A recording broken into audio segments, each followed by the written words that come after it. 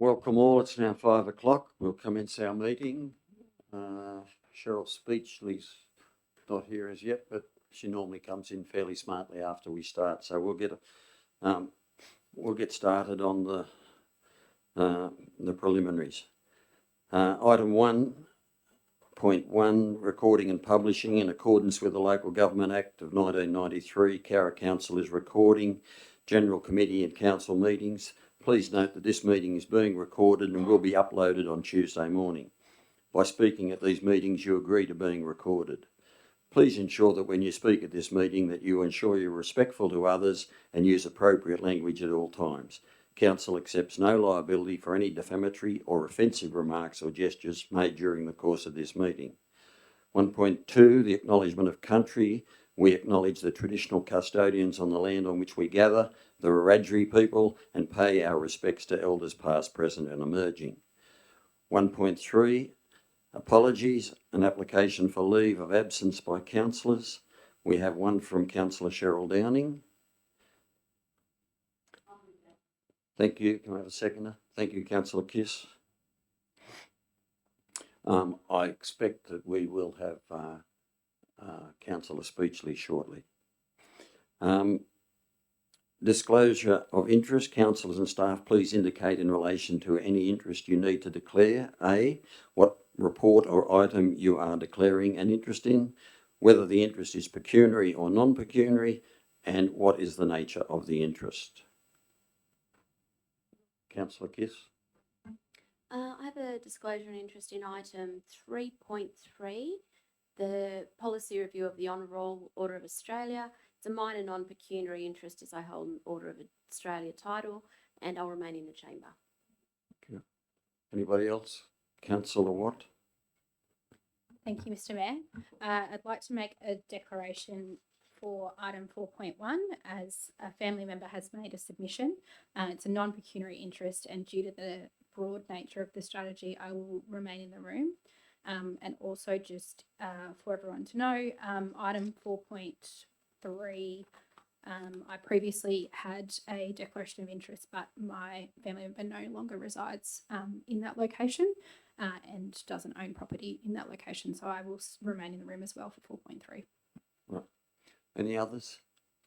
Thank you. Okay. Public presentations, we don't have any. There is no members of the public who have registered for the public forum. So we go to item 2, confirmation of the minutes of the General Committee meeting held on the 11th of November 2024. Thank you, Councillor Kiss. Councillor Wright, thank you. Councillor Kiss. Councillor Wright. Anybody else like to make comments? All those in favour? Thank you, passed. Item 3, Director of Corporate Services, the 2024-25 policy review, draft policy on legislative compliance. Before we go on to this matter, there has been a request that councillors, when they address council, that they speak clearly and into the microphones, please. So we'll have 3.1. Thank you, Councillor Kiss. Councillor Wright, thank you. Councillor Kiss. Tony. Is it me or Tony? I you, Councillor Wright. Thank you, Mr. Mayor. Look, this is a draft legislative compliance policy. It's a legal requirement of the New South Wales Audit Office. It's been presented to the Manx and is now before Council to adopt. This policy has been enacted to govern the legislative compliance management system that ensures staff are kept up to date with the amendments to the legislation, and I can see no problem with the recommendation. Thank you. Councillor Wright. I see it's been.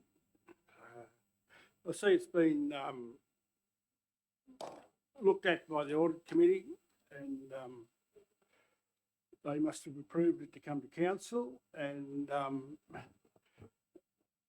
it's sort of a policy of common sense. We've got to abide by the rules and regulations set down by the Office of Local Government and other various organisations, and this just lists what we've got to do, and so the staff have got a checklist to manage things by, and also staff's got a checklist to ensure that it has been done. Thank you. Anybody else? Okay. All those in favour? Thank you very much. I'll pause at this time to acknowledge the attendance of Karen Cave. Karen has been announced as the winner of the election that we held 2 weeks ago. Welcome, Karen. Karen is due to be sworn in tomorrow and will then be part of our council. So welcome, Karen.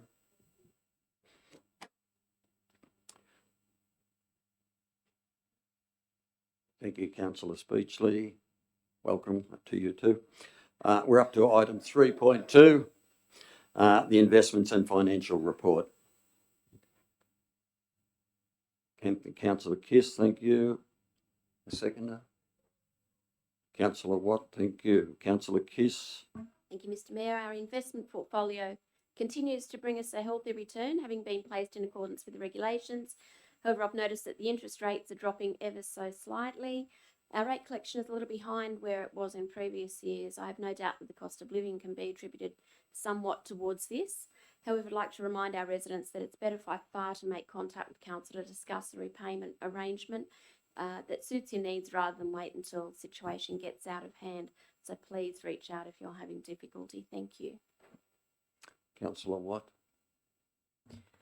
Thank you, Mr. Mayor. Just to continue on from my colleague, Councillor Kiss, our average rate on investments continues to perform well against averages, though it is now closer to the average interest rates. We've been quite in a good position for quite a long time, and it's been above average across all periods of time, but we are getting a bit closer now, and we continue to have the funds to pay all bills required. Anybody else? Councillor Wright? Well, No, sorry, right. No. Anybody else? Okay, I'll put the motion. Write a reply. I'll put the motion. All those in favour? Thank you. Passed. 3.3, the policy review, the draft policy honour roll for the Order of Australia. Have a mover, please. Okay, I'll move it. Would someone like to second that? Thank you, Councillor Horton.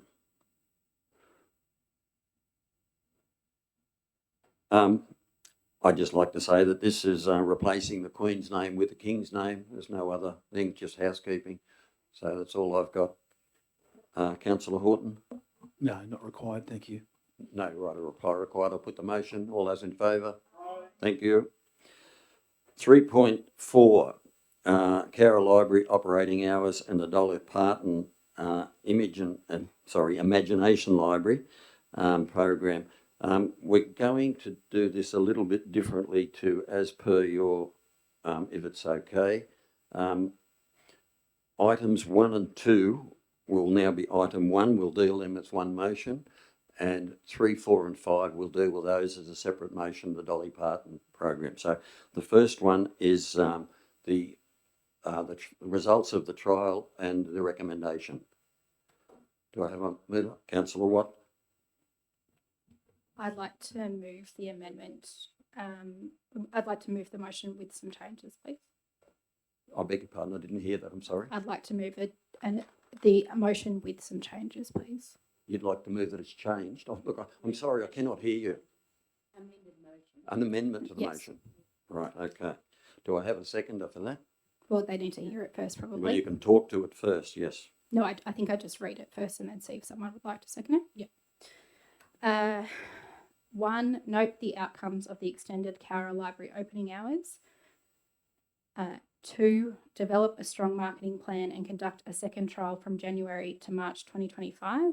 And 3, lobby the state government and local minister. Oh, sorry, that's the wrong one. That's for the next one. So just 1 and 2. Thank you.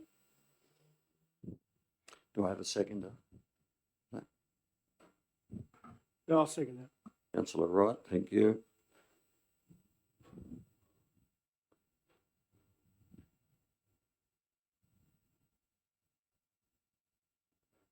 Councillor Watt, would you like to further speak Thank to you, that Mr. motion? Mayor.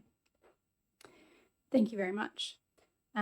Personally, it's greatly disappointing that this proposal has come to council to end the extension of Carra Library opening hours and that it's come to us when the trial has already been ceased and without any communication to the public. As has been part of the emails through council over the last couple of days, there was minimal promotion of the extended hours of this trial. I spoke to regular users of the library who still thought that they needed to leave at 5 p.m. and were unaware the library opened till 6 p.m. The opening hours remained incorrect on the front door until halfway through the trial, and the majority of the advertising was done in that latter half. I think we all know from programs we've run before, when we've tried to get our community to engage in things, that 6 weeks is not long enough to encourage them to make them aware, and particularly in reflection of the local by-election recently, where there was around a 70% turnout and many of our constituents were unaware. It's quite evident that it takes some time to get that information out. The purpose of this trial was to provide our many working people and families the opportunity to engage with the library, many of whom don't use it because it's never been open in hours where they could attend. With the 12 p.m. closure on Saturday, most families would struggle to make it after engaging in sports or engaging with local businesses. By extending the library hours on Saturday, we provide the ability for so many people to engage when it wouldn't have been considered possible before. We are increasingly seeing, as work diversifies, that many people are using our library to work from home, to conduct study, or to have a place in the air conditioning or the heating where they can do work when they are in between jobs. I propose that we extend the trial for a further 3 months, including the summer holidays, and that the team put together a strong promotion with flyers, with social media to the schools, and pass it out to the places where our community see it. That we share it on our website, our social media, and in our websites, and we give it a real effort to make sure that the community can see that it is available and choose whether or not they want to participate. I think there are a number of elements we haven't fully assessed in the report that's come to us tonight, and there's more consideration to be had. Extending the library hours until 6 p.m. each night does not have a budgetary implication on council. When we employed the second librarian, we employed her to work between the hours of 10 and 6, and our first librarian works between the hours of 9 to 5, and there is no budgetary implication towards that. The only implication is that they start at 10 o'clock instead of 9, which was part of her employment. In addition, this report only shows us entries to the library. It does not show us who stayed between the hours of 5 and 6. If someone came in at 3 and stayed till 6, it only shows us who entered, and similarly with the afternoon, it only shows people who entered in those additional hours. Finally, we've committed to making Cowra a learning community. We cannot do that without a vibrant library, which is open when our community can engage in it. I think we all know, sitting here today with 2 of us only being able to walk in the door just after 5 o'clock, it's not practical for us to consider that children and people are able to attend our library between the hours of 9 to 5 on Monday to Friday. And increasingly with, as we all know, majority of our retailers in the main street are only open on weekends until 12 p.m. It's a great opportunity for us to open up those doors and let people come into our library. Thank you. Councillor Wright. My main support for seconding the motion was to hear what Councillor Watt had to say, and I do agree that perhaps we do need a longer trial and a very strong advertising campaign to let people know what we are attempting to do. Not being a user of the library, but I think a lot of people that use the library operate under what the existing timetable is, and they mightn't have known of the changes and so forth. So I think we need to try for some flexibility, and because everyone works under a different timetable now, it's not all regular 9 to 5, and so I'm just putting it there for debate. Thank you. Thank you, Councillor Wright. Anybody else like to make a comment? Councillor Horton. Hi, yes, I will. I appreciate Councillor Watt's passion for this and supportive of that. I just don't think the data supports extended hours. There's 3 months worth of data here. It was promoted It just doesn't look to me, based on these numbers, like there's a need for having staff there till 6, or indeed having the extended hours on a Saturday, which interestingly enough looks to have declined over time. So I appreciate the passion. I just don't see the need based on the data. Thank you. Anybody else? Councillor Kiss? Just briefly, Mr Mayor, and yes, I do recognise and applaud Councillor, Councillor can you Watt's, speak? Watt's Bring passion. your microphone closer to you if you could. Yeah, sure. Thank you. And I do understand that we've made a commitment to a learning environment. I think what this has shown to me is that maybe we also need to promote that we have library lockers now that are able to be used outside of library hours, and to say that there are actually alternatives such as, you know, studying at the Country University Centre as well. So, you know, not leaving these people unattended if they're unable to make it during the current library hours, but seeing if we can promote alternate ways. Thank you. Thank you very much. Anybody else want to make a comment? Councillor Speechley. Thank you. Look, I Again, Councillor Speechley, could you bring your microphone forward, please? Thank you. is that better? Thank you. Okay. My only concern with the data is we've got unique visits to the library recorded. It'd be interesting to know actually how many of those unique visits were actually from Cowra people, and as Councillor Watt suggested, and how long did they stay? What time did they come in? I think that having that data would give us a more informative picture of what people, who's using the library and for what. That's just a comment. If anything was to be done in the future, that perhaps we would look at more, getting more data on the actual visitors rather than just one person came in between 1 and 5 or 1 and 5 and 6. Thank you. Anybody else? Councillor Fagan? Yes, I'm just looking at these figures, and I wasn't, and I understand Councillor Watt's logic, but I don't think that the numbers stack up as much as we would like them to. I also believe that many of our community surveys that we've had, we haven't had anybody ask that the library remain open longer.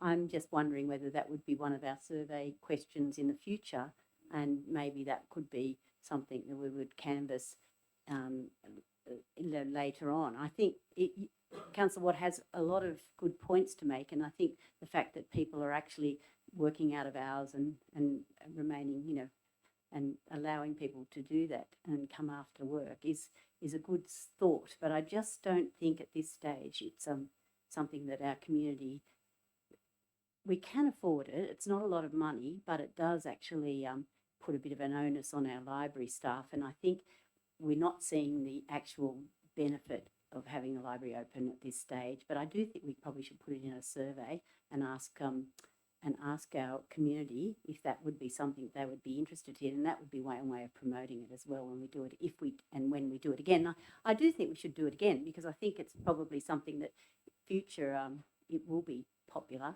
and I understand that I just don't think it's the right time at the moment. So I'm not supporting Councillor Watt's amendment, but I am thinking a future it might be something that we could look at again. Thank you. Thank you, Councillor Fagan. I'd just like to say that I have radio interviews 3 times a week, and I did promote it in all of those most of those interviews, depending how much we had on at the time, but it was promoted. Right, a reply, Councillor Watt.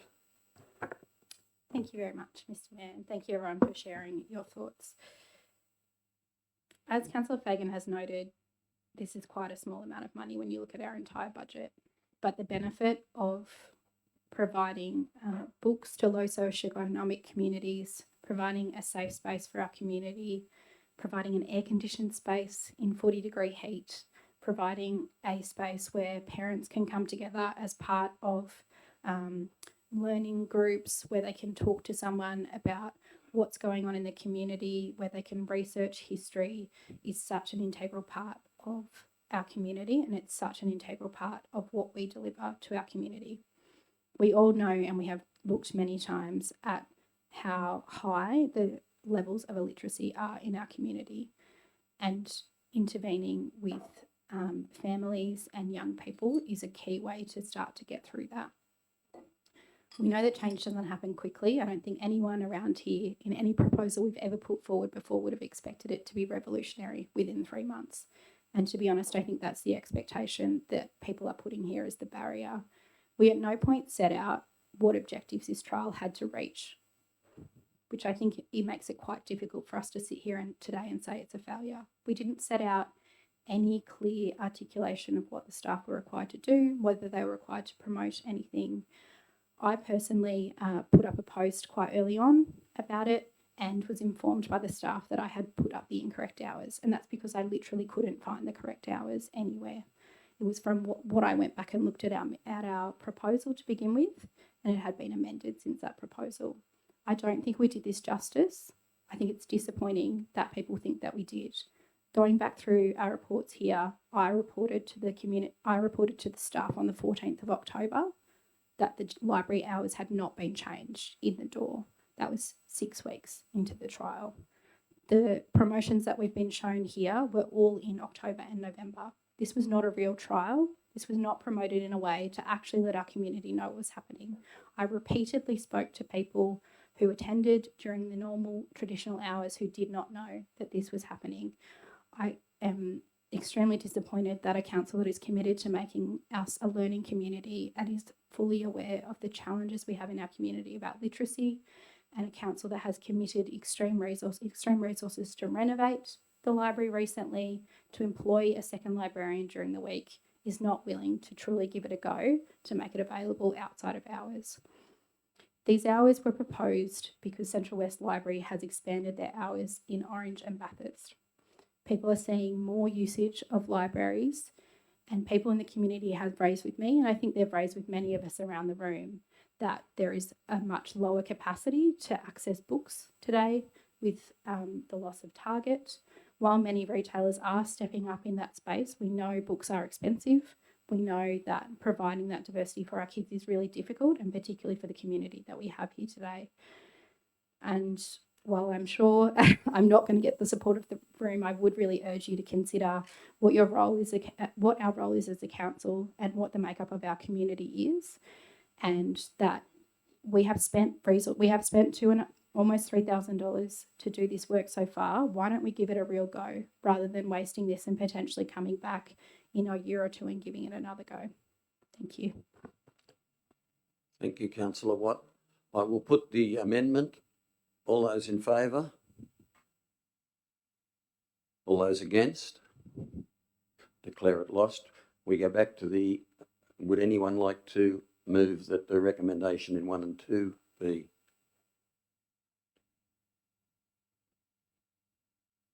So Councillor Watt's amendment has been lost. We now go back to the recommendation. Would someone like to move that be? Thank you, Councillor Kiss. A seconder? Councillor Horton. Councillor Kiss.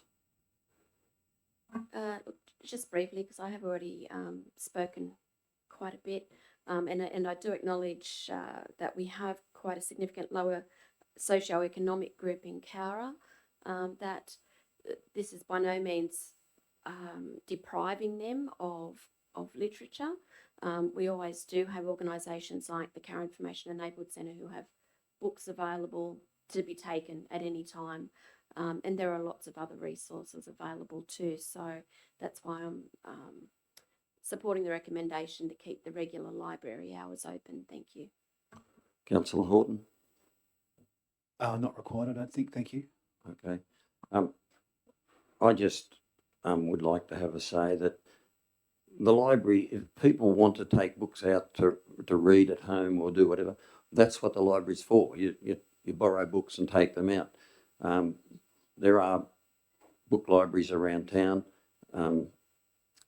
I just think the Saturday afternoon thing is just a thing that traditionally Cowra hasn't adopted very well. Most of the shops close at lunchtime simply because the people go and do other things once that Saturday afternoon comes along. So it hasn't worked.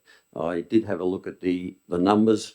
One of the big days on a Saturday was 7, and most of those, there was an art gallery opening for the students' exhibition, and a lot of those wandered into the library. So even some of those weren't actual library customers as a normal thing. So certainly I think the current hours are fine. It is a library. We do have lockers and you can borrow books. That's what libraries do. So, right, a reply, Councillor, Councillor Watt? Councillor White, sorry, Yeah. Wright? Yeah, well, a bit like what Kara does all the way, we'll just stay the way we are. Just on page 34, I think it is, at the monthly totals, which all put bearing to that, on the November total, there was no one for Saturday, but there's over 100 people, I think, been there, so I don't know if that upsets the figures or not. And to say that there's only 7 on a Saturday, it's in the afternoon. You had 7 in the afternoon, but you're still getting 12. So I just hope those figures weren't swayed by 100 people not turning up on Saturday morning. It was mentioned by the mayor that people go there to borrow books. Not being a user of the library, but I have paid a little bit of attention. I think there's a fair bit of computer access to a lot of things there too. We have moved on from the printed age, and I think there's a fair degree of digital interaction on the in the library. But if I'm wrong, let me know. Thank you. Councillor Watt? Thank you, Mr. Mayor. To back up Councillor Wright, the library is certainly no longer just about borrowing books. The library is not targeted to your avid readers going on the app and ordering the book that they would like and picking it up at the locker. The idea of the library is the amount of choice that you have. It's taking your child to leaf through the books available, to have a look at what they might want, to be inspired by covers that might be there, to be inspired by the presentations that our librarians so carefully put together to present to those kids. It provides computer access to a number of people, provides printing services, and it provides a space for the community to go. We don't have any community facility in town or student facility in town where people go, and it's an issue regularly identified by Youth Council that there isn't a safe space to go in town to hang out. And there's been much concern from parents over time that it is either a park or it's McDonald's or it's something to that nature, and kids really do desire somewhere to go with Wi-Fi that is a safe space that their parents are happy for them to be at. Libraries are no longer that quiet, dusty space that I think many of us imagine it to be. If you're not a regular library user, there's often the sound of children or the sound of people catching up or interacting with our librarian about their love of books or history. Another of the many reasons for extending it past 12 o'clock on Saturday is for people who have retail businesses and aren't able to attend. That's part of the idea of why we have our community facilities open longer. It's part of why we have the Rose Gardens and why we as council require the Rose Gardens and the Visitor Centre to open 364 days a week. It's part of why the art gallery opens the hours that it works, because we try and provide community facilities in a time when other people don't provide them. People wandering in from visiting the art gallery is the perfect type of person that we want. We want someone to go, hey, the library's open, maybe I'll have a look. If they're not regular library goers, that's the main purpose of doing this. It wasn't to provide people who go at 3 o'clock on a Monday the capacity to go another day. It was to enable more people to access the library who don't have the availability now. I'm obviously speaking against this motion, and we'll continue to look forward to us talking about the ways that we can increase this learning community. And I hope that as part of the CSP and delivery plan, the councillors who don't think that this is an appropriate action to improve learning can come up with more options for us to do it, because it is a key objective of this council. Thank you. Anybody else like to have a say? Councillor Kiss, write a reply. Thank you, Mr. Mayor, and I actually wholeheartedly agree with what Councillor Watt's saying about it. not being a quiet, dusty place. I've been to other libraries, and I would like to see ours be able to evolve eventually into a different way where it includes something greater, you know, whether it's cafes, tourism information, children, um, you know, entertainment areas, museum items. There is so much potential. I would love to see that advance, and but you know, again, that's all going to take time and funds as well. So there's certainly huge potential, but at this stage, I don't think it's there though. Thank you. Okay, I'll put the motion. All those in favour? Right. Declare it passed. Thank you. Now we'll deal with 3, 4 and 5 as one item. This is the Dolly Parton Imagination Library program. Would someone like to move? Councillor Watt? Can I have a seconder, please? Councillor Kiss? Sorry, if it's okay with the seconder, could I add an additional point that we lobby the state government and local minister Steph Cook to continue to restart their commitment to providing the Dolly Parton Imagination Library. Do you want me to say that slowly, Paul? Yes, please. Yes, that's okay. I'm still recovering a bit, sorry, from being sick. Add an additional point that says we'll lobby the state government and local minister Steph Cook to restart the financial commitment to provide the Dolly Parton Imagination Library. So that will be part 6 of 3, 4, Yeah. 3, 4, 5 and 6. Correct. Right. Is that okay, Nikki? You've got that Yeah. down? Just a point of clarification, I don't think Steph Cook's a minister. Thank you. Right. Be the local member. Now, Thank you. I'll amend accordingly. Councillor Kiss, do you second that? Thank you. Okay, Councillor Watt?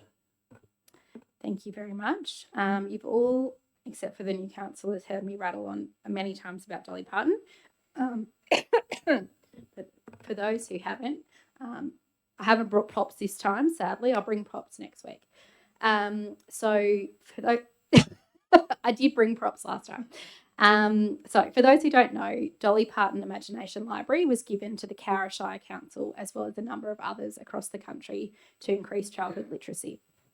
It's an international project that seeks to increase childhood literacy, but also increase parents' engagement in literacy. The Dubbo Shire Council last year entered the 6th year, so the first group of kids that got these books graduated. Sorry, to take a step back, the Dolly Parton Library provides each child between the ages of 0 and 5 one book in the mail a month, which is age appropriate and comes with a guide for parents in how to engage their kids in the book, how to read to their book, and teaches parents the ability to learn with kids about recognition of animals, about object permanence, and a number of other important skills, including emotional intelligence. There's been a number through about identifying different emotions, and they increase in complexity as your child ages. So over the 5 years, each child would receive 60 books.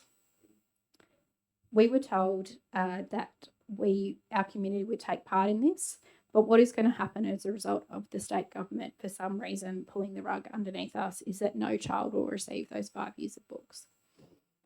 It was such an exciting opportunity to lift up our community and give our kids a head start. Dubbo Shire Council has completed the first group. They started kindergarten this year. And the significance in literacy of those children was so significant that the schools amended their curriculum. What an opportunity for us to have. The budget outlaid here is $8.30 per book for each child, which anyone who's buying Christmas presents for children at the moment will probably say is pretty cheap. You'd have to go to Kmart and you still wouldn't get one that cheap. As mentioned before, lots of retailers are making a great effort and we would like to support that. But to be gifted this amount of quality books and educational guidance for parents is just such an amazing opportunity. And in connection with our conversation about the library, this is a start to go forward. The many of the early childhood centres in town also collect the books at the same time and engage their children at the same time with the books they're receiving at home. I know older kids get very excited about going to the mailbox on the first week of each month to collect them, and I think it's a fantastic way for us to invest in our community. I think it's wildly unfair that a program that was provided to low socioeconomic communities those communities are now being asked to pay for that. I think in reality, there is not enough lobbying that has been done around this. We know that this came to us at the final hour before the last financial year. And I think we as council should push to the state government about the importance of this and the financial impost it will put on our community. But while those negotiations are happening, I think it's important that we continue to commit to that so that we can keep people in that train. Thank you. Councillor Kiss. Thank you, Mr. Mayor.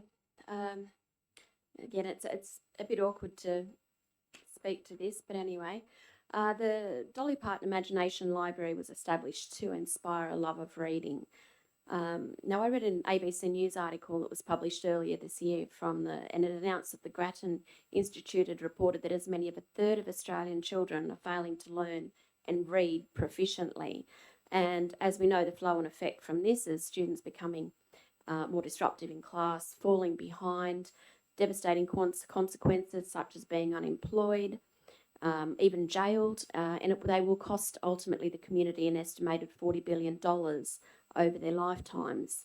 And this doesn't even begin to touch any of the psychological barriers that they may also face. So I'm acutely aware of the importance of literacy and providing opportunities for literacy within the community. However, I don't know that council has the responsibility to use ratepayer funds to enhance individual children when there is the opportunity to be able to benefit them all as a whole. Like I look at those funds, $2,900, being able to advance the children's library, to be able to, and this is for the benefit of all children, to be able to fund books that are potentially for children who are having difficulty learning. Even thinking outside the box, you could even be funding volunteer groups that teach adults how to read, which would then have a flow-on effect to our children.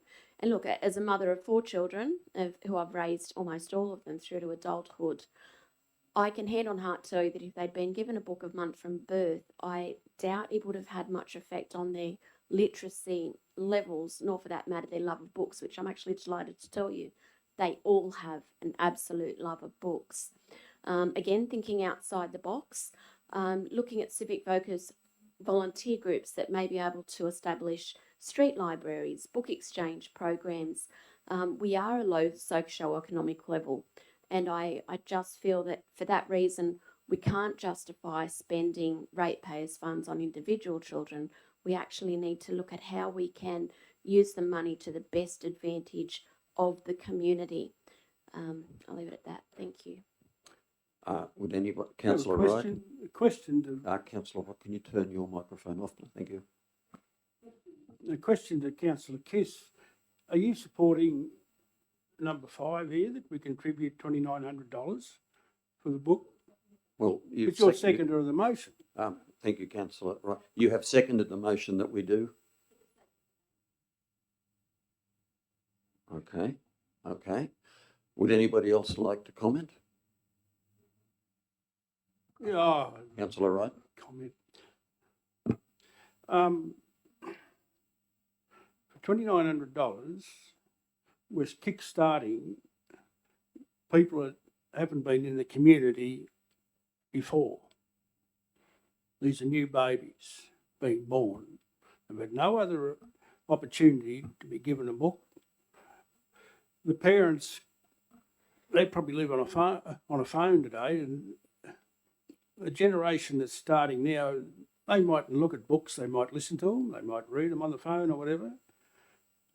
I think half the entertainment that young children get is having a book to turn the pages over and look at the pictures and so forth. And I agree with number 5, and I agree that we keep pushing the state government, because usually when these programs are initiated, admittedly this has come from an overseas donor, but I don't know how much she put in herself. If it works, and it should have been, and it appears to have been working, something in the system picks it up and builds on it. And this doesn't look like it's happening. But I'd have to strongly oppose Councillor Kiss's ideology of if we give $2,900 to give books to a certain part of the community, that we're hand-picking people. In that place, we should plough up all the sporting fields, because not all kids play sport. We're spending $1 million a year on sport fields for people to play sport and possibly go on to a career in sport. Are we hand-picking them, are we? Like giving these children a book? We may as well shut the library, because we're offering books to the library. The library's offering books and other literary services to the people that want to use it, so they're hand-picked. It's not being spread across the whole community. It's a very narrow attitude, how you think you can help everyone in the community with one policy. And if you're going to put it on to the volunteers that are doing this and that, you're going to wear the volunteers out. So you'll be hand-picking on which volunteer group you want to help and which one you don't want to help. So I think what's presented in front of us is very good, and I support it as printed. Thank you. Thank you, Councillor Wright. Councillor Fagan.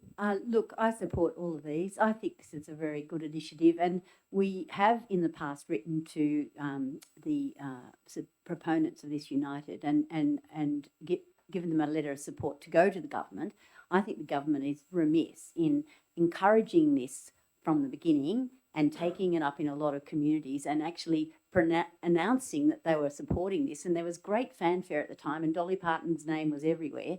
And I think it's really annoying that, you know, slowly and quietly they're slipping out of it and actually getting us to try and do the heavy work as well.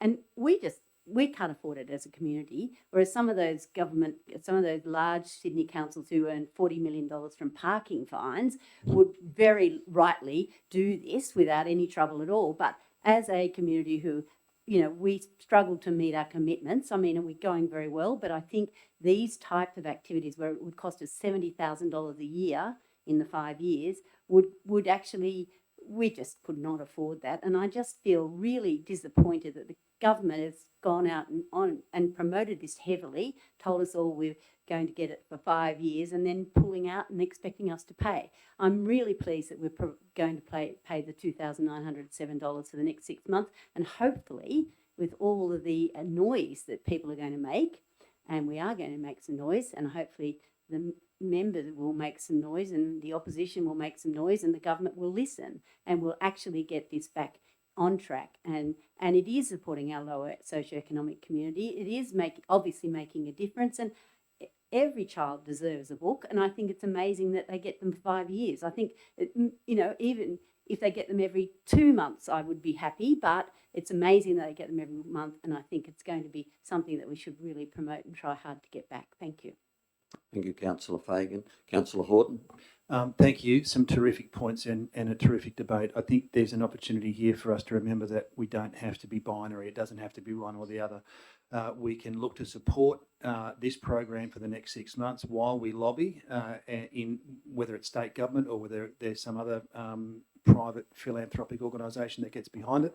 At the same time as if we're serious about being a learning community, we do whatever we can to advance some of the other suggestions that Councillor Kiss mentioned around how else we get books in the hands of people that need books in their hands or that don't have access to. So we don't have to think about it as a binary option, either one or the other. There's no reason we can't do both or multiple things concurrently. Thank you. Anybody else?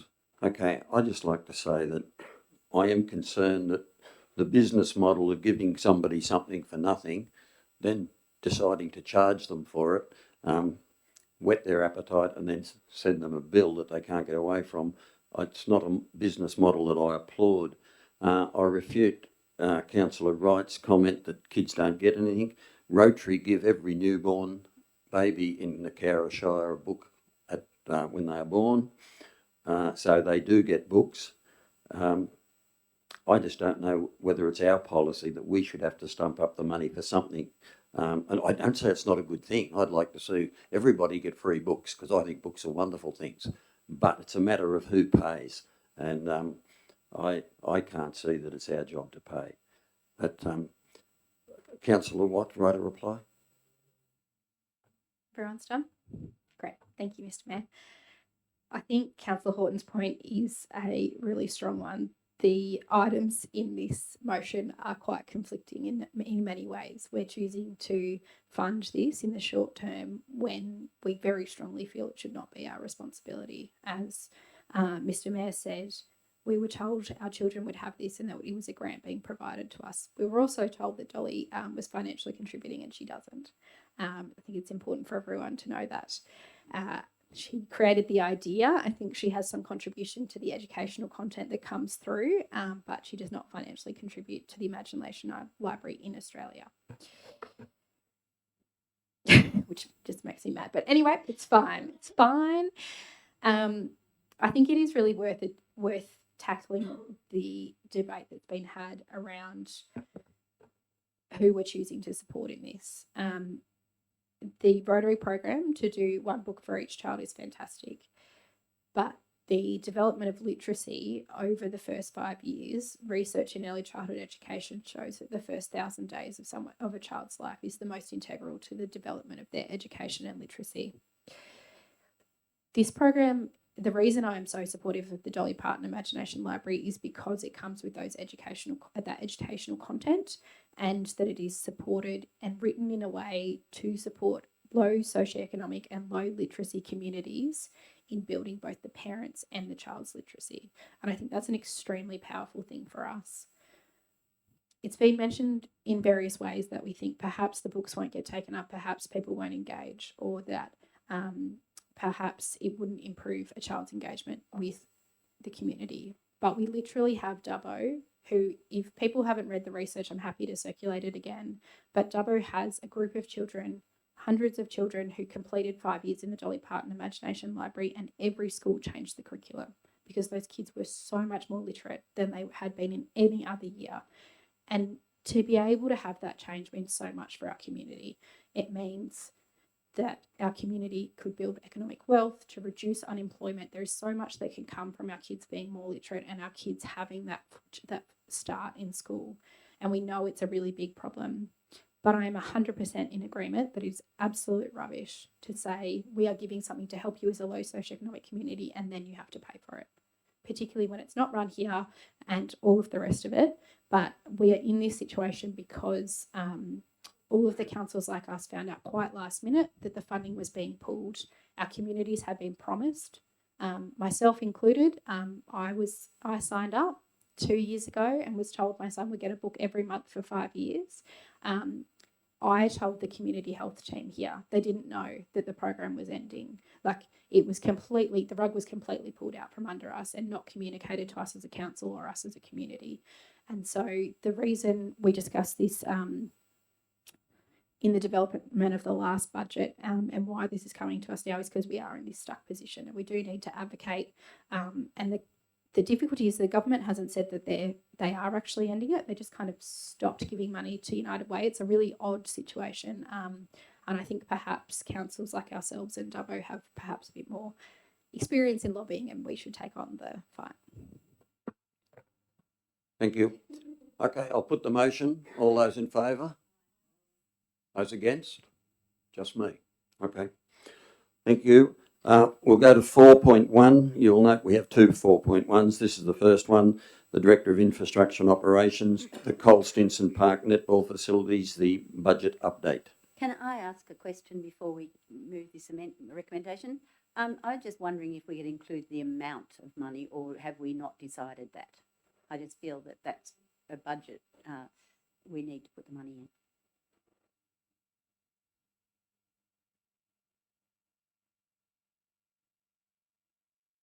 The Through the chair, page 39, the 227937, include that in the resolution? Yes, I'd like to do that. Is that enough money, Mr. Director? Or would you like to up to or at least, or I just feel that we need to put in here exactly how, or a roundabout figure of how much we should spend. It just makes it easier for projects. Item 2 could say that the Cole Stinson Netball Facilities Project cost variation of 230 be funded from the Cowra Services. Thank you very much. I'll move that motion. Can we have that again, please? Item 3. Yep. For the second dot point, after project cost variations, insert 230,000 of 230,000, so that the dot point 2 would say that the Cole Stinson Park Netball Facilities Project cost variation of 230,000 be funded from the Cowra Services Projects Reserve Funds. I move that. Thank you. Thank you, Councillor Fagan. A seconder, Councillor Kiss, thank you. Councillor Fagan. Look, this has been well documented. We've had a number of papers over the last 12 months talking about the netball facility. It was funded through government and we did get substantial grant funding for this, and I congratulate the staff on doing this project. Unfortunately, over that time, costs have escalated. We've had lots of rain and lots of extra contingencies which haven't allowed us to complete the project that we would like to do. And I think this, $230,000 in the whole scheme of things is good value for us. It has cost us more.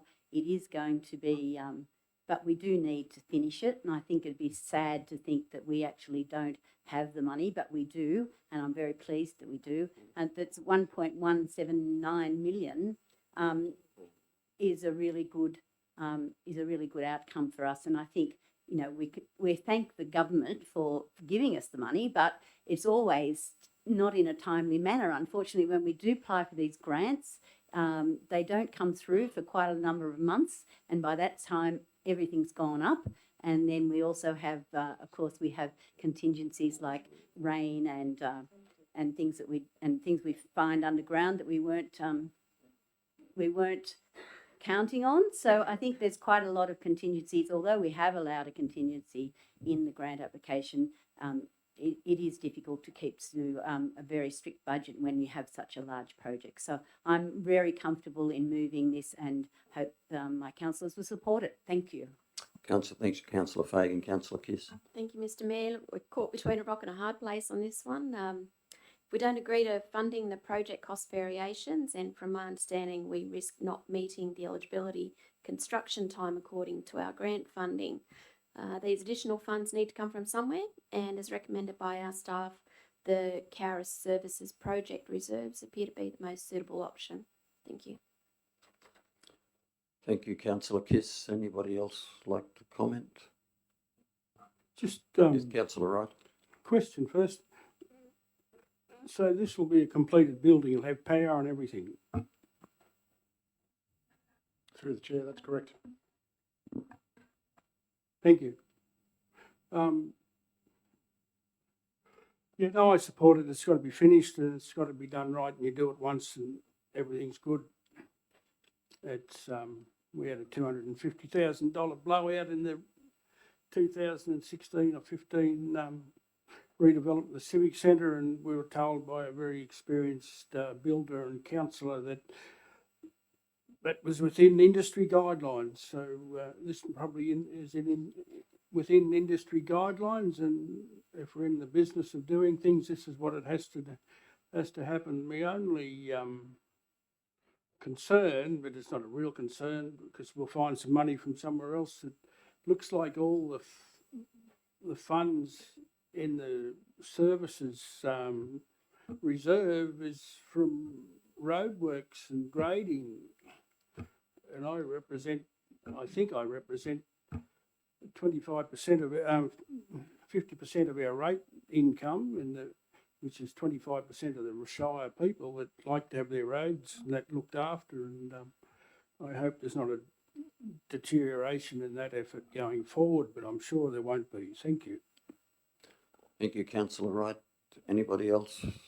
Like, yes, the director would like to speak to that. Well, just to clarify, that on page 41, what council is doing is still funding the roads. They're funding the roads from the LRCI grant funding rather than from council's own source revenue, and effectively transferring the roads funding to a reserve so that we can spend the LRCI grant funds within a time frame that we actually can, if that makes sense verbally. Thank you. Thank you, Director. Councillor Just Wright. a clarification on the clarification. On page 41 there hasn't been money shifted from urban reseals, rural seals, total reseals of those figures into the reserve, has it?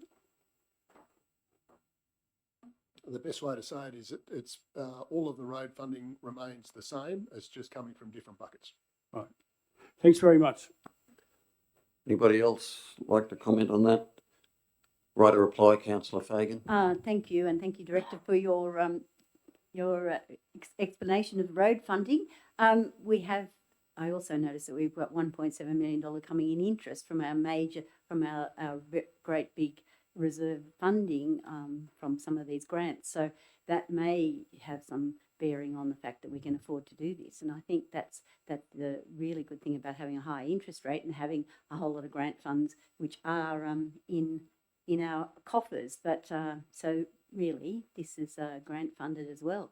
I think this facility has been an ongoing project of the Netball Association. They've been actively involved in this, and I congratulate them for their continual persistence in getting what they want, and they have. I also think that I also congratulate staff because it is a big project and it has been under difficult circumstances, and it's been a long time coming, and I think this is an excellent way to finish it off. We just need to finish it off. So I thank everyone for their support. Thank you, councillor Fagan. I'll put the motion. All those in favour? Thank you, carried. The second 4.1 from the Director of Environmental Services is 4.1, the public exhibition of the draft Cowra housing plan. I'd just like to remind councillors that this is a planning document and it has the same criteria as a DA. So please keep that in mind if you have an interest. Can I have a mover of item 4.1? Thank you, councillor Wright. Horton, thank you. Councillor Wright. Yeah, this is, we're moving this to put it out on public exhibition.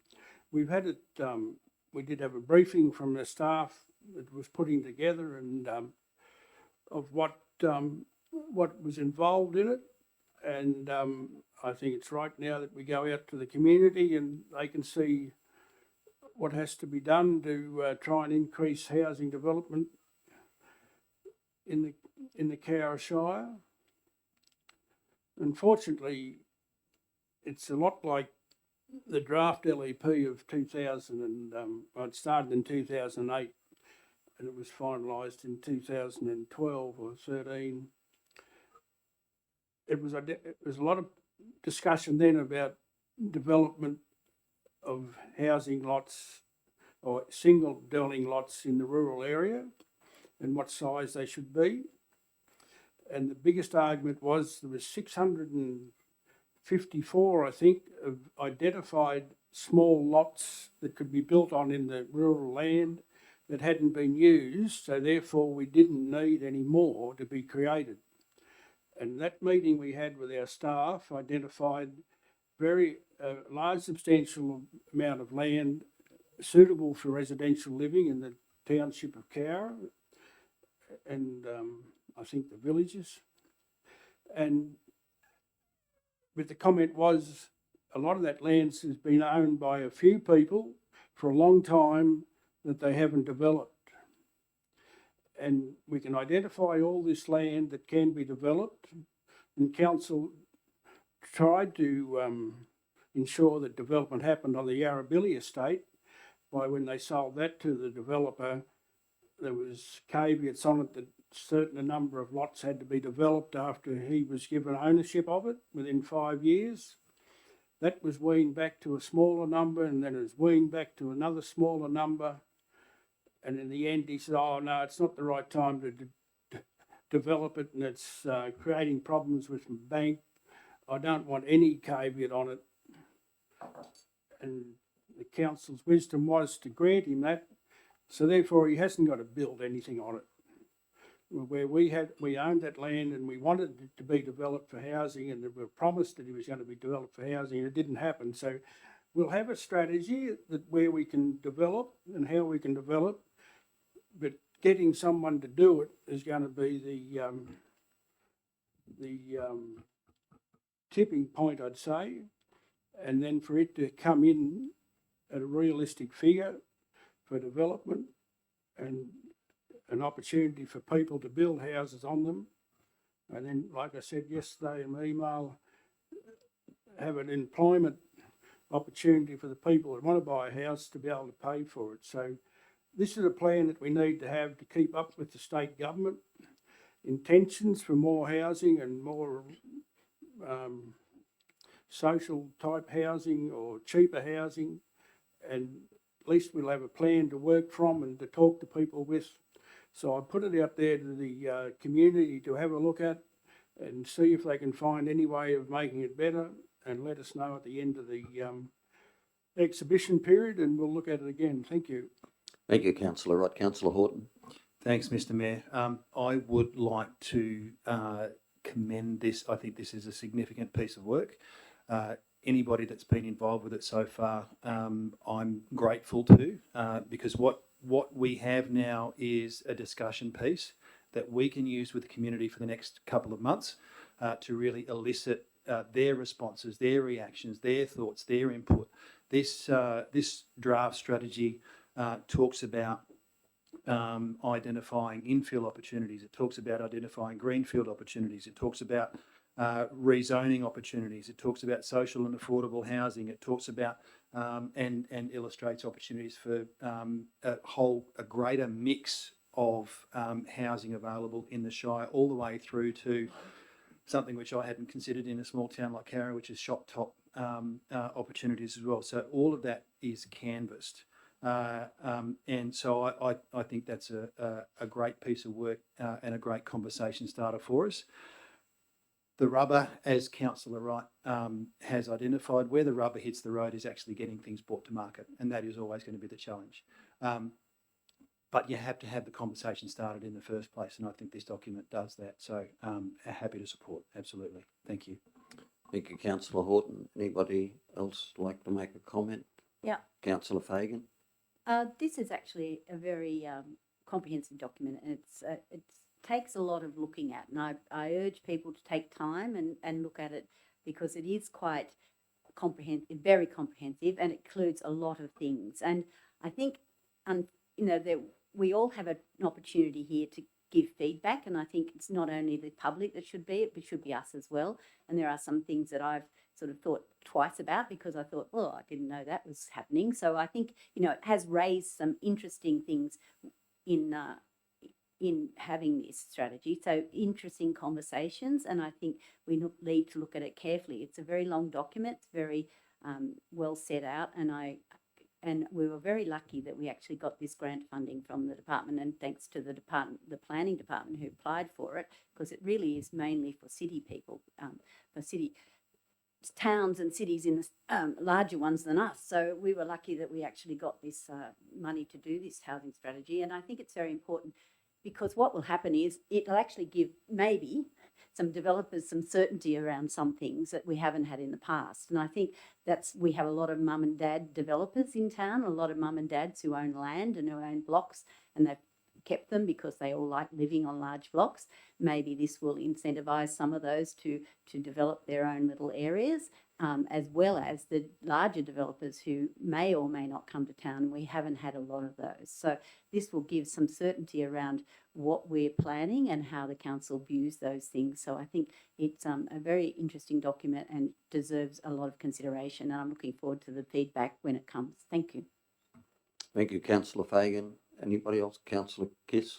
Look, I have to support everything that my councillor colleagues have said. The only other thing that I had noted, and more that it was a surprise than anything, on page 185, it actually said that when we'd send out our housing survey, 91% of the respondents to that survey felt that it was important to strategically plan for the new housing growth and development. So that's clearly showing that our community is invested, and I hope that's reflected in the submissions that come back to us. Thank you. Anybody else? Councillor Watt? Thank you, Mr. Mayor. Overall, I'd like to be clear that this report articulates a great amount of research and excellent insight into the past and predicted trends, available land stock and infrastructure currently in place. However, I'm not supporting this draft because I believe this strategy focused disproportionately on supporting an ageing population and smaller density housing and misses the opportunity to write a plan to grow the Cowra that we want. And I believe it doesn't properly read the housing market in Cowra. So often I hear in the community that the council wants to make Cowra a retirement village, and I have so often defended council on what we are doing to make the town a vibrant community and encourage people from all walks of life and ages to live here. But this document literally articulates our plan to prepare for an older, ageing generation and no one else. Firstly, it's clearly shown in the statistics on page 79 and 80 that the current market demand for home purchases is for larger 3 to 4 bedroom homes. This strategy articulates that we should focus on smaller occupancy homes. The statistics look at what happened in July 2024, where there were almost 1,000 people seeking homes in Cowra and there were 67 homes available. This shows that the highest demand compared to availability was for 4 bedroom houses for purchase and 2 bedroom homes for rent. There were 23 times the amount of people interested than there were available houses for those looking in 4 bedroom housing. We know that social housing, as identified here, is a huge problem, but it is not identified as a priority in this project. The survey of the community, of which there was quite a significant engagement, shows a high interest in large lot residential housing opportunities. Activation of our existing large lot areas with approved subdivisions would make a significant impact on those housing needs and almost completely delivers the anticipated housing need as in this project. I think that we should focus here rather than focusing on reducing lot size without providing adequate levels of services. When people choose to make the choice to move to Cowra, it is for larger lot sizes, a backyard and a sense of space. While we seek to be a more walkable town through our pedestrian and cycling strategies, the truth is that the mode of transport people use most is cars. There's a number of reasons for that. Parking is abundant, we have extreme weathers, it isn't always appropriate to walk to work in 0 degree or 40 degree heat. Therefore, we have the benefit of the ability to have large lot housing, and it's a reason people move here. You are still able to get to work probably 6 times quicker than most people in cities do, even if you live on your large lot residential on the edge of town. This strategy should acknowledge our current situation of an ageing population and put forth a strategy to encourage young professionals and families to move to town and to provide the type of housing that those people are looking for. I circulated a report to the community, to the councillors recently, that 2 in 5 people in cities were talking about moving to the city, moving to the country, and want to bet they're not looking to move to high density housing. This isn't just about getting people to move here, it's about the town of the future. If we write a plan that is solely focused on building smaller density housing for our ageing population, we are not bringing in the new generation of people who will work in the council, who will work in the shops, who will work in industry and will keep Cowra going. The survey identified that variety of housing and availability were identified as key costs in holding back our population growth. A quote from the report says, "The community supports residential growth, but places a high value on the need to protect residential amenity and urban character." The report also highlights the business community reports housing as a key challenge for recruiting and retaining staff, and this has the potential to impact on the economic well-being of the community. If I were to write this plan, I would think about things like, where are we planning the childcare centres that we've so often talked about the need to have? Where are we planning the parks? Where are we planning the amenities that will encourage young professionals to move here, that will encourage people to stay with their families, that will stop families having to move away because they don't have the access to the services that they need and they don't have the access to the care that they need? But instead, this report is highlighting that we need to build smaller density housing, despite the fact that the research here is showing that shouldn't be the case. I think that this plan should recommend that we prioritise investment in infrastructure in the landlocked areas into action.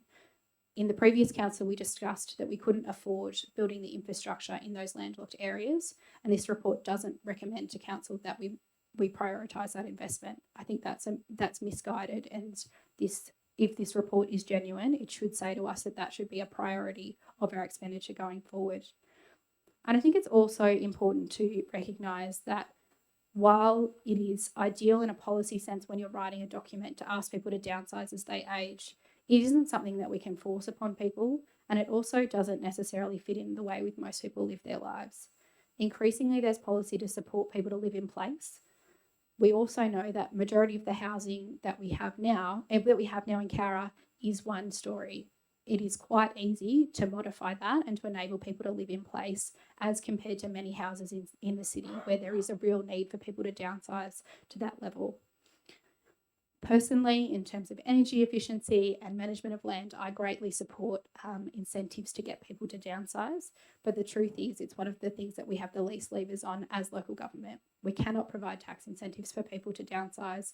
We cannot pull those big levers that state governments have to make that happen. And to do so and to force people in that way to write a policy dependent on that when we don't have that power, I think is missing the point. I really look forward to the community engaging with this, but I do really urge my councillors to think about that while we are putting this on as a space to have a conversation. It is a statement of what us as council seek to do, and I can't support this because it isn't what I seek to do as a council. I think we have a real liability here that we are preparing for a generation that will not continue to make Cowra vibrant. We need to prepare for everyone, and we need to use this great opportunity where we got this grant funding to write the policy to build the vibrant Cowra of the future. Thank you. Thank you, Councillor Watt. I do note that you declared an interest in... You did say that, yes, correct. Anybody else got any comments? Right of reply, Councillor Wright. Yeah, thank you, Mr Mayor. I commend Councillor Watt on what she's put forward, and it's quite clearly she's caught up on the presentation that I think she missed while she was ill, and there are a lot of very good ideas there, and you do have to have a mix of different housing developments within an area. And I also agree that if you go into a greenfield area, you need to provide for parks and so forth. So I know when the Watt development, what you'd call the Watt development, was north of Evans Street, it was planned, and there was supposed to be a shopping centre, like a strip centre like in Canberra, I think, implemented into that as part of, so people didn't have to drive down the street to buy their, I suppose, provide corner stores and so forth. And they're also, you got to provide open land and so forth, but they must be able to trade off using land that's already used, because it didn't all eventuate up there, but it did happen. It was interesting. I've lived here too long, but people I went to school with, they grew up, and there's nothing wrong with it. They grew up in Tarragala or down in Mullian and south of Pitt Street. And when they got jobs and got going and the land was opened up north of Pitt Street, they were quite happy to go up there and build a house and provide income add their, invest in their future, and the developments there, I think, were pretty good. And I think there's been a continuation of up north of Evans Street that houses have got to get bigger for less people. But I think that's just been a society thing, but how you plan for that, I don't know. The childcare centre is a interesting one, because I think you've got to have as many childcare centres as you do retirement villages today, because everyone's got to use them. It's government policy. You send your children to a childcare centre and you send your parents to a retirement centre and let someone else look after them. And whether that's good or bad, I don't know. But you've got to get the happy medium. And I agree with Councillor Watt. I was a bit disturbed at the presentation that the thought of sewering West Cowra was sort of went down the list a bit. We could live without it, but I don't think we can live without it, because all the problems with the environment, they come from septic systems in a multiple area. Murray Bateman was nearly shut down. They were poisoning the creek. We've got a river there. They say, oh, we'll go fix up Dawson Drive so it won't go into the river. But all the septic systems in West Cowra or anywhere will probably end up going into the river. And so we do need to plan for these sort of things. And if we're going to have more houses in an area, that's what you've got to do. I think that will all come out in the wash, and I hope that it is that we might have a couple of public presentations to the community, whether you get the developer type people in or the builders and so forth, and see what you're trying to do and explain that to them. But I think it's a plan we need to get out there, and it's not set in stone. We can always change a plan, but if you don't have a plan, you've got nothing to work off. And as we've heard tonight, we've got one councillor that can see there's a lot of faults with it. Well, if we get enough faults, we'll have to write the new plan. But I commend this to the council and look for their support. Thank you. Thank you. Okay, I'll put the motion. All those in favour? Against? Thank you. Carried. We'll go to 4.2, the Cowra Development Control Plan 2021, amended Part 4 E/4, the Urban Village Development Addition of Valley View Estate Planning Controls. Do I have a mover for that, to accept that? Thank you, Councillor Watt. Councillor Kiss, thank you. Councillor Watt. Thank you, Mr. Mayor. Firstly, I'd just like to start by clarifying I did speak against this when it went to public exhibition, and that was based on advice we were given in the chamber about the definition of land where the native plants would be, and that advice was incorrect when I checked it again. So considering that we do specify that grasslands are included in the landscaping, that's why I've changed my mind to support this plan. Do you want me to say that again, Paul? No, I heard that. Okay, great. Thank you. As we talked about when this went on public exhibition, this has been a long ongoing issue where a plan was presented to the residents or those who purchased in Valley View Estate that was then not put into place in our planning policies. This action is really to make sure that we act in good faith with what we told the people who purchase land in Valley View, and that that's implemented and required for anyone who builds in the future to sit there. As we have had only one submission received through that time, I encourage the rest of the councillors to support putting this into our planning policies. Thank you. Thank you, Councillor Watt. Councillor Kiss. Thank you, Mr Mayor. Yes, look, council's already discussed these amendments to the DCP.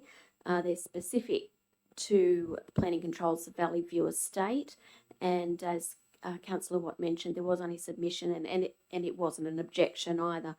But as I have in previous meetings, I'd like to reiterate that this would not prevent community title from occurring again potentially. Thank you. Thank you. Anybody else like to comment? Nothing at all? Councillor Watt, would you like to write a reply? None necessary. I'll put the motion. All those in favour? No. Thank you. Do we need? No, we don't need a show of hands. Thank you. 4.3, minimum lot size for dual occupancy in R2, low density residential zone in West Cowra. Thank you, Councillor Watt. Oh, I'm being contrarian again, and would I'm- like to move a different motion. Right. Aren't you also glad I'm back? I would like to propose that we move a motion, number 1, that council notes the report on recommendation minimum lot size for dual occupancy in the R2 low density residential zone in West Cowra. 2, that environmental services inform Department of Planning, Housing and Infrastructure that we are currently undertaking the development of a housing review, which is about to go on public exhibition, and this area is a key area of discussion. And number 3, we request an extension on this determination until that process is complete. Someone written that all down?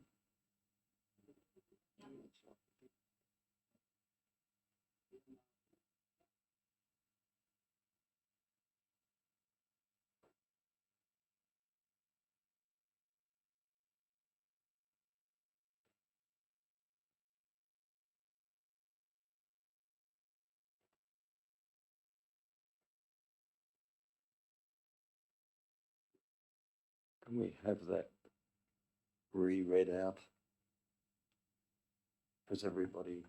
Yep, I've just emailed it to everyone. Hopefully it will come through.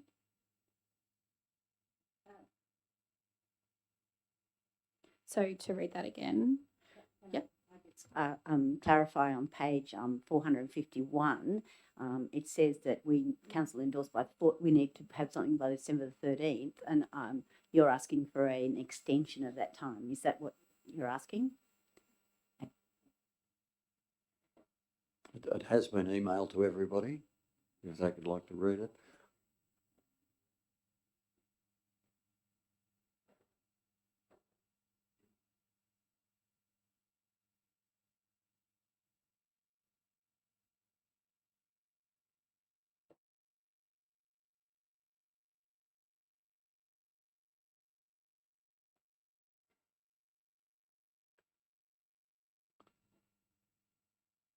I'll give everybody time to digest this.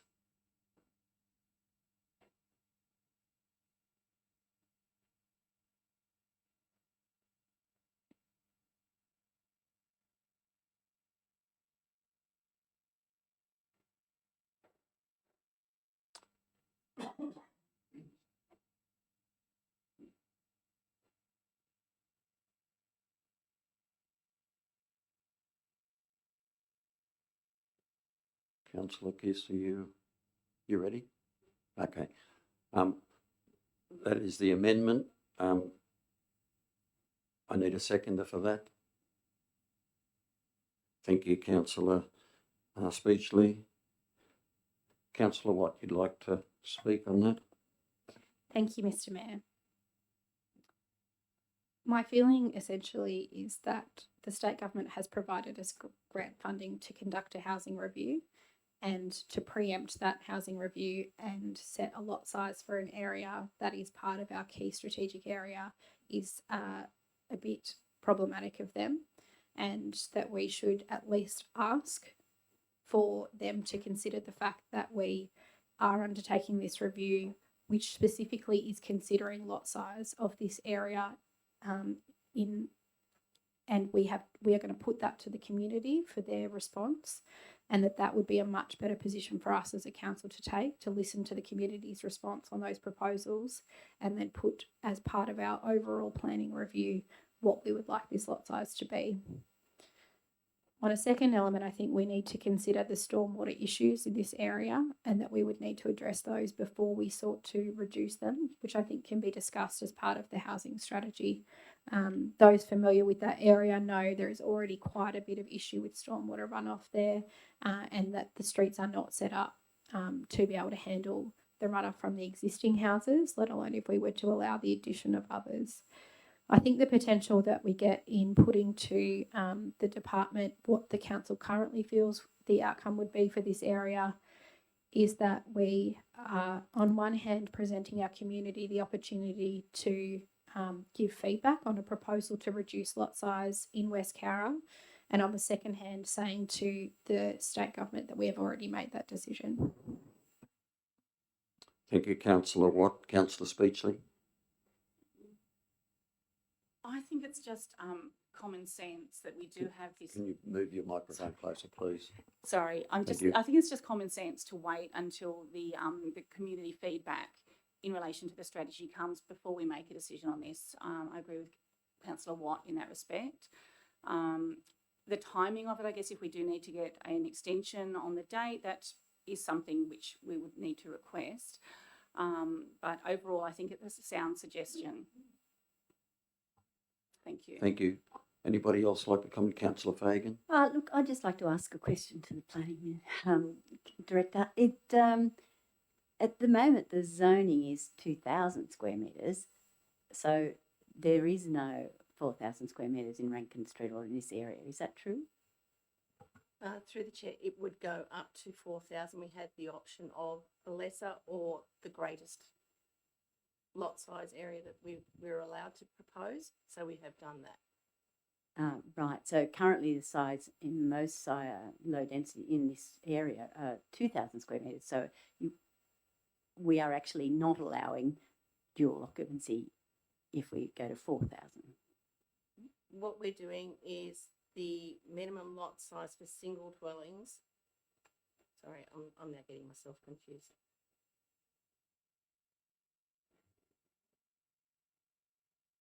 On page 450, halfway down, it says that currently Cowra's LEP has a lot size in Cowra's R2 low density residential zone as 2,000 square metres. What we're doing is raising it to 4,000. Is that correct? Yes. So there would be very, or if any. So if you wanted to do dual occupancies, the lot size for those would then change down to 2,000.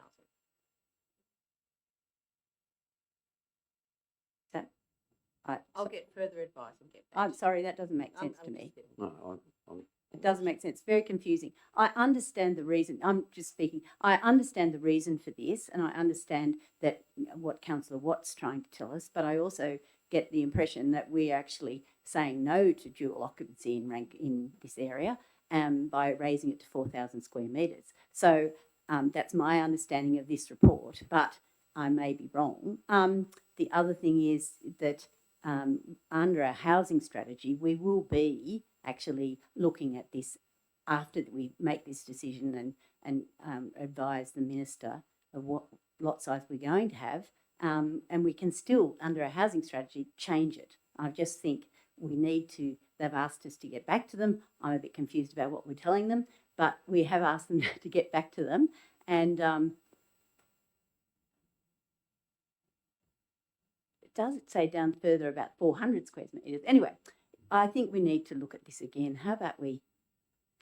I'll get back to you before the ordinary council meeting. How about we note this report and we ask for some clarification before the ordinary council meeting? I think that would be a more sensible approach.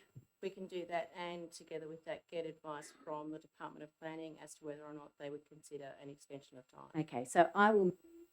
I'm happy to adopt that amendment. Is my seconder also happy? you're happy? Yes. Thank you.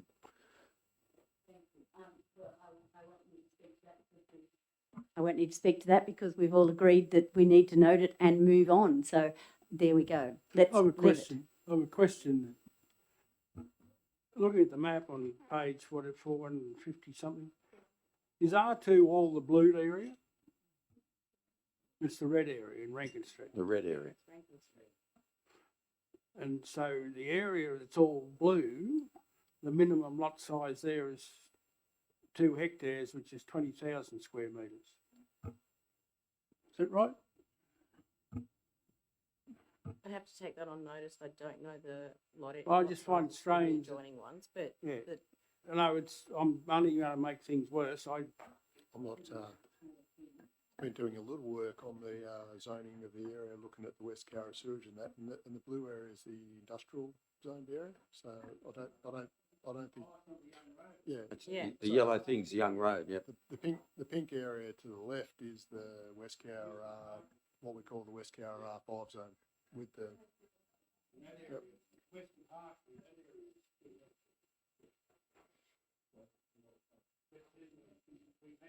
neither am I.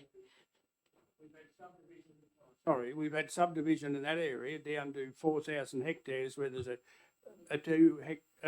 to 4,000 square metres where there should be 20,000 square metres because they said they're going to hook onto the sewer when it becomes available. They put a septic system in now to pump it out or something. It's a bit of a dog's breakfast, this West Carra, and I think you've got to make a decision on the sewerage system first. You can only build one house on 2,000 square metres in the Rankin Street area, but we're looking to build 2 on it. So we have twice as much excrement going and down the system. So it'd be good to see what does come back from it. And I think this is sort of I'm a bit concerned that we're sort of just fixing up a bit of a loose leak in the system where that whole area needs to be sorted out on how people can subdivide smaller than the LEP says, and agents are pushing it all the time, and people have been denied to build on a smaller area there. They had to build on a bigger area, and so whatever you can bring back will be good. Thank you. Sorry. I'll ask the. Yeah, the bill went off. I'll ask the director may be able to provide a little bit of clarification on lot sizes.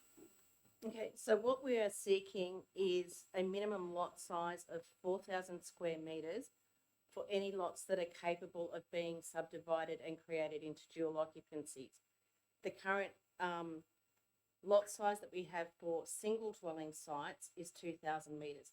So what that would do would match up with, by the time you've got your 2 dwellings created, that would match up with what we're requiring for a single dwelling development. Right. Is that clear to everybody? Councillor Watt? I was just going to say, I think it's important that we have that in a report, and I think it would be useful to, on page 454, to map out which blocks would be affected by that in the same way we have in the housing strategy. Well, are you suggesting that there's a number of blocks in there that are quite small, that are quite a bit smaller than the others? So, for example, at the bottom, the 2 at the bottom are quite large. I presume that would allow subdivision of them at a different amount than it would those at the T intersection, because they're quite a bit smaller blocks. I think this report doesn't have the level of information that we need to properly know what we are providing as a change in our residential dwelling requirements. You're finished. Thank you. Is there a reply?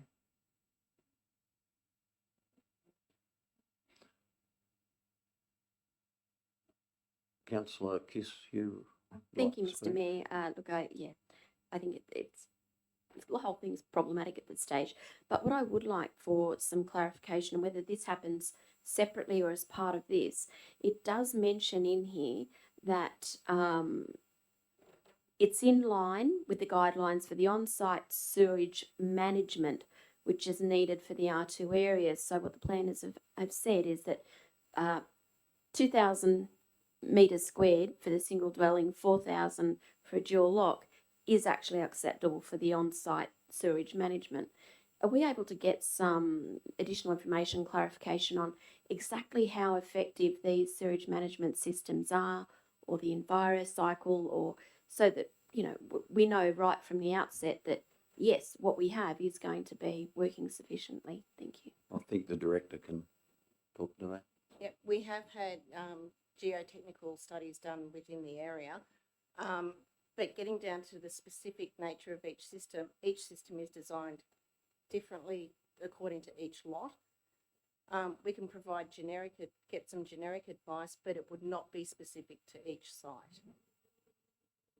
Because it's up to the individual, together with their geotech engineer, to pick a system that they want to use. They can go with a bigger, clunkier system or a more refined, smaller system. It's very subjective. I have another question, if that's okay. Yes. I was wondering, these duplexes are Torrens title, so they have they actually work together. Do they have the same septic system? Or they have individual septic systems? They would have to have individual ones designed for each site. Thank you. Can I just Just ask a question. sorry, clarification? Councillor Kiss first. Sorry, it's Councillor just for a clarification on what our directing acting GM has just advised. So even though people are able to choose either clunky ones or non-clunky ones, would they still satisfy a 2,000 metre square block, and it would still have to work? There are systems out there that are capable of being utilised on those lot sizes, and council would require evidence from the designer and the installer that the system will comply with the Australian standards. Councillor Wright. Yeah, no, it's good to know that you can get an Australian standard to suit whatever you need. Because in the 2012 LEP, we changed all the pink area that's west of Hartley Street. It wasn't sewered. Went from 4,000 square metres up to the 20,000 square metres because Director Carter said there was danger of this septic system on 4,000 square metres not having enough land to disperse the effluent, and it'd have to go to 20,000 square metres. And here we are in Rankin Street, where at the same time we had to supposed to get it put the sewerage on that because the septic was polluting the area. And now we're talking about a 2,000 square metre area is all that you need for the septic system. So I'd like to know which Australian standard is going to stand up to future development. I'm being bitchy, but I've been here too long, and what Carter told us there, it changed the whole complex of the development in West Cowra, and it's creating a lot of problems in the future because people are spending a lot of money on septic systems, and we're going to expect them to hook up to a sewage system and then say you can subdivide your land and do this and do that, where they built a house in the middle of a block, and it's not going to be really appealing to subdivide and infill or whatever you like to call it. So I think we need a lot of clarification that the Australian standard is going to stand up for what you're planning here in Rankin Street. Thank you. Councillor Fagan. I have another question, just from the for the director of infrastructure. Just if we could have some, I know there's probably some indication of where we're up to with the planning for the sewage connection to this area. That would be excellent, helpful. Thank you.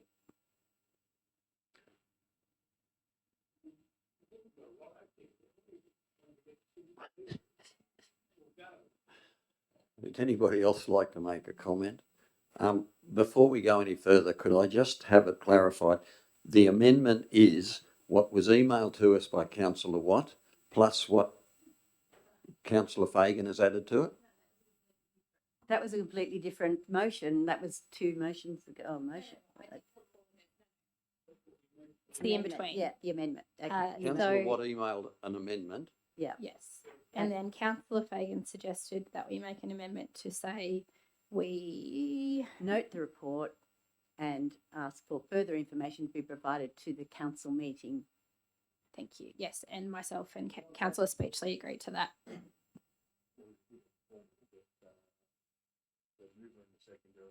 I agreed to And we've just had a general debate about it because we asked a lot of questions and we've given you some ideas of what we want in a report to the council meeting, including some report about the sewerage, possibility of sewerage, which has been mentioned in this report, but it doesn't actually give us any time frame. So if we could have that report with all this information that we're asking for, that would be excellent. So Councillor Fagan, you've asked for a deferral.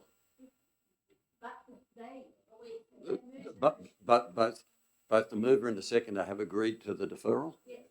Okay, all those in favour? Aye. Thank you very much. Do we have any notices of motions?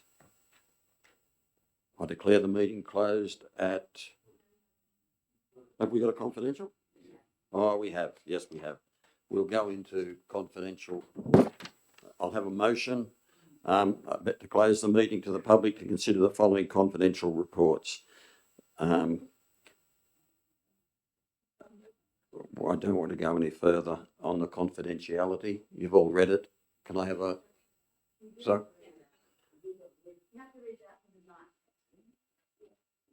Okay.